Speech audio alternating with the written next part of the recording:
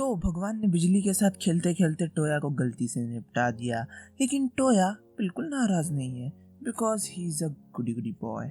तो गॉड अपनी गलती को सुधारने के लिए टोया को दूसरी दुनिया में जाने का ऑफर देते हैं, क्योंकि अब वो अपनी दुनिया में ही वापस नहीं जा सकता। टोया खुशी खुशी एक्सेप्ट कर लेता है। अब गॉड ने गलती की थी तो उसका पछतावा करने के लिए वो उसको एक विश और साथ ही साथ नॉर्मल लोगों से ज्यादा फिजिकल, मेंटल और मैजिकल स्ट्रेंथ भी देंगे। टोया विश में मांगते हैं कि मुझे मेरा स्मार्टफोन ले जाना है, जिसको गॉड खुशी खुशी अलाउ कर देते हैं। टोया जब दूसरी दुनिया में आंखें खोलता है तो भगवान फोन करके उसे बताते हैं कि उसके फोन में मैप इस दुनिया के हिसाब से सेट है। तो टोया उस मैप को देखते हुए शहर की ओर चलना शुरू कर देता है। अब उसके पास कोई पैसे तो होते नहीं और इसी का ही उसको काफी दुख हो रहा होता है, पर इतने में ही वहाँ पे एक गाड़ी आके रुकती है और उसमें से निकलता है जेनेक।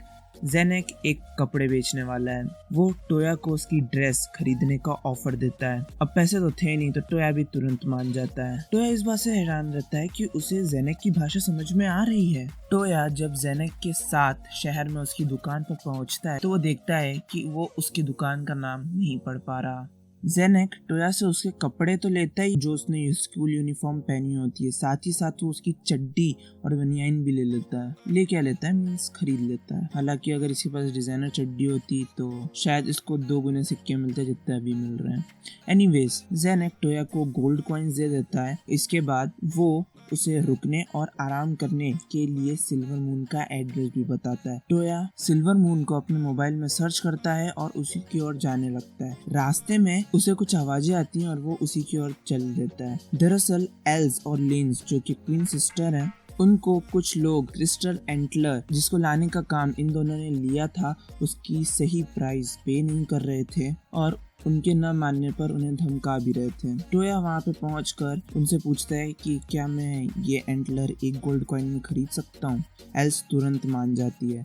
टोया एंटलर को अपनी प्रॉपर्टी बताते हुए उसे तोड़ता है, फिर इनको तोड़ता है बड़े आराम से बिना जोर लगाए। भगवान ने इसकी हर चीज जो बूस्ट कर दी है उसके कारण। ये बड़ी हैरानी की बात होती है कि ये दोनों भी सिल्वर मून में ही रुकी हुई होती हैं।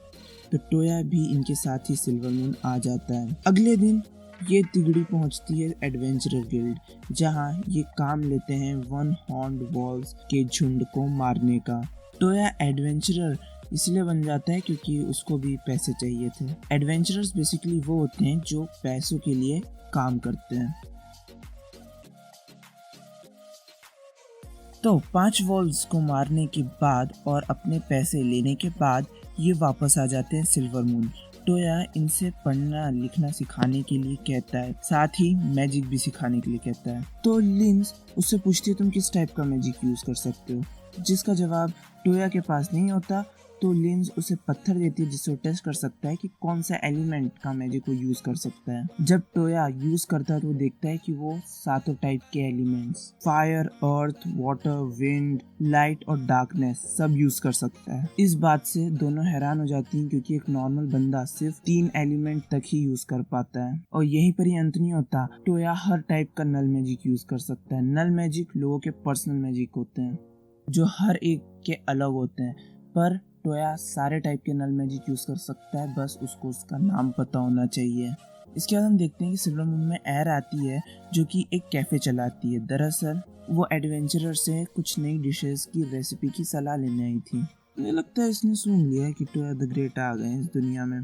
तो टोया द ग्रेट के पास तो है मोबाइल, तो वो तुरंत मोबाइल से वेनिला आइसक्रीम की रेसिपी निकालते हैं और पता नहीं कैसे पर इसको सारी चीजें एग्जैक्ट वही नाम के साथ इस दुनिया में भी मिल जाती हैं। और ऐसे करके ये भाई साहब यहाँ पे एक बहुत बड़े ग्रेट शेफ बन जाते हैं, क्योंकि वेनिला आइसक्रीम खाने के बाद सबको अलग ही सुख मिलता है। कुछ टाइम बीतने के बाद ये दूसरे शहर जाते हैं जहाँ पर ये देखते हैं कि एक लड़की को कुछ गुंडों ने घेर रखा है। तो या उस लड़की को भी उन गुंडों से बचाता है। वो लड़की गुंडों से लड़ती तो है पर अच्छे से ना लड़ पाने के कारण टोया उसकी मदद करता है। तो इस लड़की का नाम है ये और ये पेशे से एक समुराय है।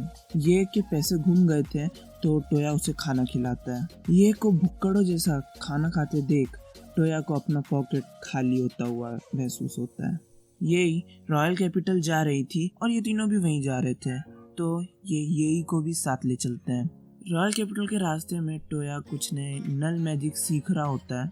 टोया अपोर्ट्स नाम का मैजिक यूज करता है जिससे ये की रिबन उसके बालों से गायब होके टोया के हाथ में आ जाती है, लेकिन यह मुंह ऐसा बनाती है कि पता नहीं क्या गायब हो गया हो। दूसरा मैजिक जो वो ट्राई करता है वो होता है स्लिप। ये फ्रिक्शन को खत्म कर देता है। जब वो तीसरा मैजिक लॉन्ग सेंस यूज करता है तो उसकी पांचों इंद्रियां काफी ज्यादा शक्तिशाली हो जाती है और इसी कारण टोया को खून की महक आना शुरू हो जाती है।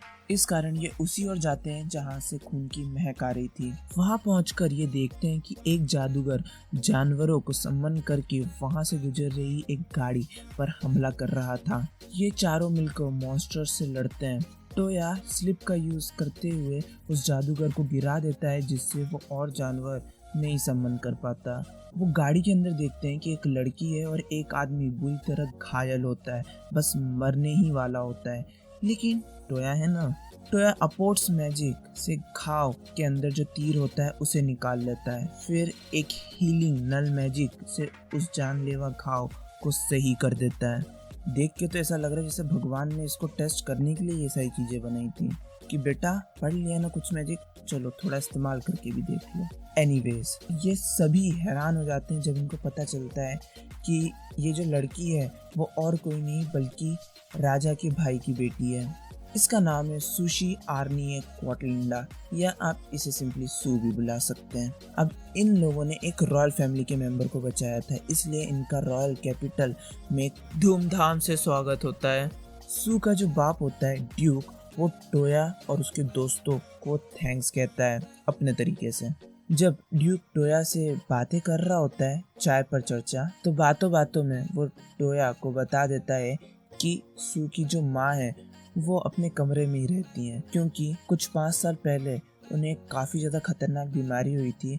हमने किसी तरह उस बीमारी को तो हटा दिया, पर इस बीच उनकी आंखें चली गई। सू के जो ग्रैंडफादर थे वो एक ऐसा स्पेल बना रहे थे जो किसी भी इंसान की कोई भी खतरनाक बीमारी ठीक कर दे। सू उसी के बारे में जानकारी इकट्ठा करने गई थी, लेकिन सू खाली हाथ आती है। तो अब टोया के पास फिर से अपनी ग्रेटनेस दिखाने का मौका है और वो इस मौके को बिल्कुल भी आने नहीं देता।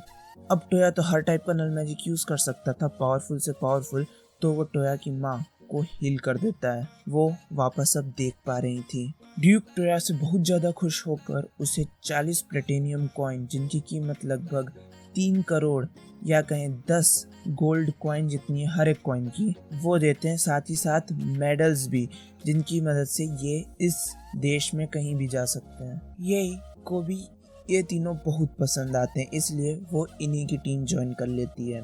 इस इंसिडेंट के बाद टोया और भी बहुत सारे ग्रेट काम करता है, जैसे एक खोई हुई लड़की को उसकी बहन तक पहुंचाना, वाइट स्टाइलिश कोट लेना, ड्यूक को शोगी खेलना सिखाना।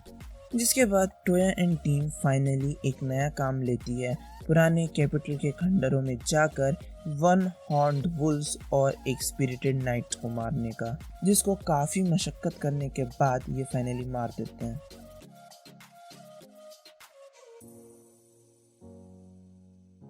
टोया इन खंडरों में खजाना ढूंढने के चक्कर में एक गुफा ढूंढ लेता है जिसमें एंशिएंट लैंग्वेज में कुछ लिखा होता है। वो उसकी फोटो ले लेता है। इसके बाद ये सभी आगे बढ़ते हैं। आगे जाकर इन्हें एक बड़ी अजीब सी चीज मिलती है, जिसको टोया जैसे ही छूता है वो भयंकर तरीके से आवाज करना शुरू कर देती है और ये जगह गिरने वाली होती है। टोया टेलीपोर्टेशन मैजिक का यूज करके सभी को बाहर लेकर आ जाता है। टोया एंड ग्रुप को लगता है कि वो लोग बच गए हैं, पर ऐसा नहीं होता। वो जो चीज थी वो जमीन के अंदर से बाहर आ जाती है। ये एक ग्लास का मॉन्स्टर था, बिल्कुल कीड़े जैसा। ये कीड़ा इन पर हमला शुरू कर देता है। ये लोग भी हमला करते हैं, पर ये कीड़ा जितना भी ये लोग मैजिक उसके ऊपर मारते हैं उसको सोख लेता है और इसका ग्लास इतना ज्यादा टफ रहता है कि वो टूट ही नहीं रहा होता। तो ये उस पर जितने भी हमले कर लें वो काम ही नहीं कर रहे थे। टोया चालाकी करते हुए उसके पैरों पर हमला करवाता है, लेकिन वो भी बेकार हो जाता है क्योंकि इसके पैर वापस आ जाते हैं। अब ये लोग काफ़ी बुरी तरह हार रहे थे, पर टोया के दिमाग की बत्ती जल जाती है। वो अपॉर्ट मैजिक से उसके अंदर के कोर को अपने हाथ में ले आता है। उस कोर को हवा में उछाल देता है। एलिस उसे तोड़ देती है, जिससे ये कीड़ा फाइनली खत्म हो जाता है। तो इससे हमें यही सीख मिलती है कि ज़्यादा लालच इंसान को मुसीबत में डालकर उसे अपने दिमाग का पूरा इस्तेमाल करने पर मजबूर करती है। तो लालच करना अच्छा है। टोया वापस पहुंचकर ड्यूक को वो फोटोज दिखाता है जो उसने गुफा में ली थी। ड्यूक भी हैरान होता है इन सारी चीज़ों को देखकर। ड्यूक से मिलने के बाद ये टेलीपोर्ट करते हैं वापस सिल्वर मून, जहाँ टोया ड्राइंग मैजिक से इन फोटोज को पेपर पर छाप देता है ड्यूक को वापस देने के लिए। अगले दिन जब टोया ड्यूक के पास आता है तो ड्यूक अपने भाई के पास जा रहा होता है। ड्यूक टोया को बताता है कि उसके भाई को जहर दिया गया है। टोया भी ड्यूक के साथ ही महल के लिए निकल जाता है। ड्यूक रास्ते में टोया को बताता है कि उसका भाई मरमिन नाम के एक देश से दोस्ती करना चाह रहा था, लेकिन उससे पहले ही उसे जहर दे दिया गया है। अगर वो मर जाता है तो सारी ताकत उसकी बेटी यूमिना के पास चली जाएगी, जिसकी छोटी उम्र का फ़ायदा उठाकर इसके पीछे जो भी है वो अपनी मनमर्जी चला सकता है। या तो वो यूमिना से शादी करेगा या फिर उसका सलाहकार बन जाएगा। ड्यूक टोया से चाहता है कि वो उसके भाई को ठीक कर दे अपने मैजिक की मदद से। ये जैसे ही राजा के महल पहुंचते हैं, इन्हें काउंट बेल्सा आलू जैसे शक्ल वाला मिलता है, जो मरमिड से आई राजदूत के ऊपर सारा इल्जाम डालते हुए ड्यूक को उसे मारने को कहता है। ड्यूक ये बोलते हुए वहां से चला जाता है कि इसका फैसला राजा करेंगे।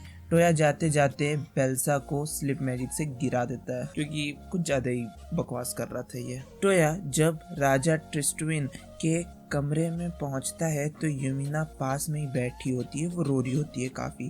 टोया राजा को तुरंत ठीक कर देता है एक खास तरीके के नल मैजिक की मदद से। ऐसा होता देख वहाँ पे जितने भी लोग होते हैं वो सब हैरान हो जाते हैं। ट्रिस्टविन ठीक होने के बाद राजदूत से मिलता है, जो कि ओल्गा स्ट्रैन होती है। ये उसी लड़की की बहन है जिसकी टोया ने मदद करी थी।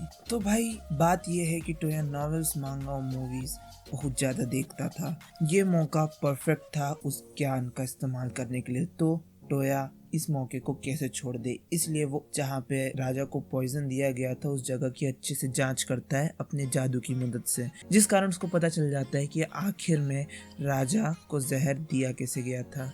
वो सभी को बुलाता है, काउंट बेल्सा को भी। वो लियो से वाइन को जहर के लिए चखने को कहता है, जिसमें ये बात निकल के आती है कि वाइन में कोई जहर नहीं होता। तो टोया वाइन को राजा की ग्लास में डालकर काउंट बेल्सा को चखने के लिए कहता है, ये कहते हुए कि हम जैसी जैसी चीज़ें हुई थी वापस वैसे ही करके देखेंगे। काउंट बेल्सा बहुत ज़्यादा डरने लगता है, पर मजबूरी में आकर वो उस वाइन को चखता है। लेकिन जैसे ही वो चखता है वो ये खुद ही मान लेता है कि इसमें जहर है और गला पकड़ के चिल्लाने लगता है। टोया उसे बताता है कि उसने ग्लासेस को पहले ही साफ कर दिया था और कोई जहर नहीं है।